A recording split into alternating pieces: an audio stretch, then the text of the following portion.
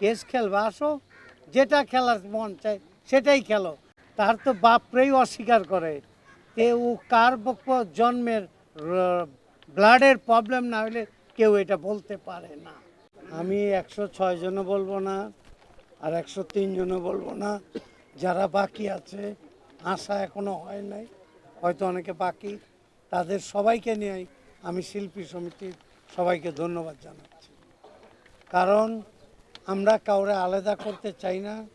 আমি ডিপজল পর কয়েকবার বলেছি যে যাদের বাদ দেওয়া হয়েছে তারা যেহেতু একদিনের জন্য কার্ড পেয়েছে, তারা শিল্পী এবং তাদের শিল্পীর কার্ডটা ফিরিয়ে দেওয়া উচিত আমি মনে করি।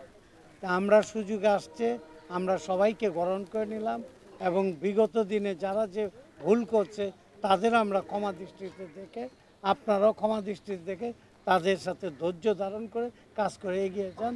এবং ফিল্ম ইন্ডাস্ট্রি পিছনে তাকানোর সময় নাই, যেহেতু ফিল্ম ইন্ডাস্ট্রি শেষ। ফিল্ম ইন্ডাস্ট্রি কীভাবে ভালো হবে ওইভাবে কাজ করতে হবে।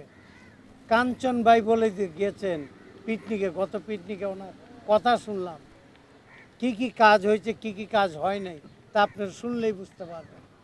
আর যার কথা আপনারা বললেন তার তো বাপরেই অস্বীকার করে, তে ও কার জন্মের ব্লাডের প্রবলেম না হলে কেউ এটা বলতে পারে না।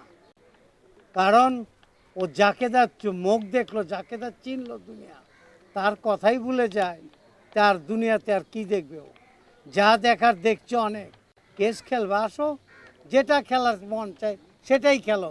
কিন্তু আমরা চাই একটা ভদ্রতা এবং নম্র সুন্দর ভালো বলবে, ফিল্ম ইন্ডাস্ট্রিকে সেই দিকে নজর দেয়, ভালো হবে।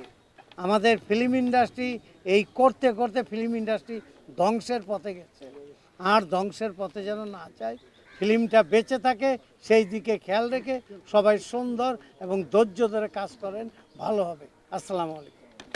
ধন্যবাদ বিশিষ্ট চলচ্চিত্র প্রযোজক